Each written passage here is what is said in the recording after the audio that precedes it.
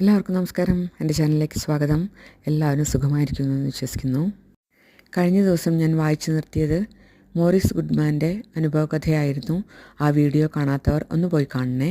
ഞാൻ തുടർന്ന് വായിക്കാം. ഏതെങ്കിലും വിധത്തിലുള്ള വേദനയോ വിഷമമോ അനുഭവിക്കുന്നവർക്കായി ഞാൻ എൻ്റെ ജീവിതത്തിൻ്റെ ഒരു ആകെത്തുക പറഞ്ഞു തരാം.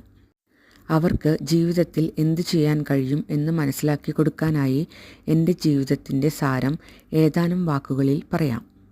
മനുഷ്യൻ എന്തിനെക്കുറിച്ച് ചിന്തിക്കുന്നുവോ അവൻ അതായിത്തീരും. അത്ഭുത മനുഷ്യൻ എന്ന പേരിലാണ് മോറിസ് ഗുഡ്മാൻ അറിയപ്പെടുന്നത്. മനുഷ്യ മനസ്സിൻ്റെ അളവറ്റ ശക്തിയും അനന്തമായ സാധ്യതകളും വളരെ വ്യക്തമായി ചിത്രീകരിക്കുന്നതിനാലാണ് രഹസ്യം പുസ്തകത്തിൽ ഈ കഥ ഉൾപ്പെടുത്തിയത്.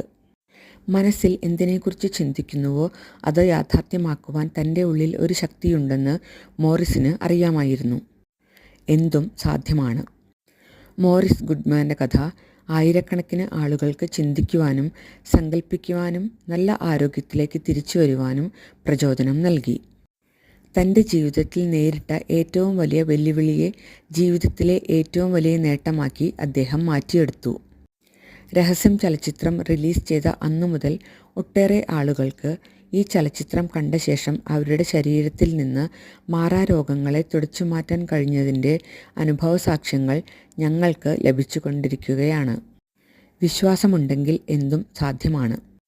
ഡോക്ടർ ബെൻ ജോൺസന്റെ ഉജ്ജ്വലമായ ഈ വാക്കുകൾ ഉദ്ധരിച്ചുകൊണ്ട് ആരോഗ്യത്തെക്കുറിച്ചുള്ള ഈ അധ്യായം അവസാനിപ്പിക്കാം. ഊർജ്ജ ചികിത്സയുടെ യുഗത്തിലേക്ക് നമ്മൾ പ്രവേശിക്കുകയാണ്. ഈ പ്രപഞ്ചത്തിൽ എല്ലാറ്റിനും ഒരു തരംഗദൈർഘ്യമുണ്ട്. തരംഗദൈർഘ്യം മാറ്റുക അല്ലെങ്കിൽ ഒരു എതിർ തരംഗദൈർഘ്യം സൃഷ്ടിക്കുക.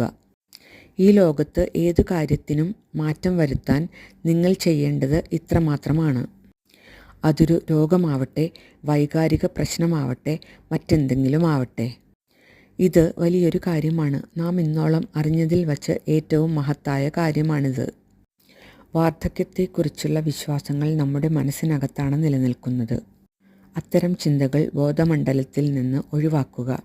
ആരോഗ്യത്തെയും നിത്യയൗവനത്തെയും കുറിച്ച് ചിന്തിക്കുക.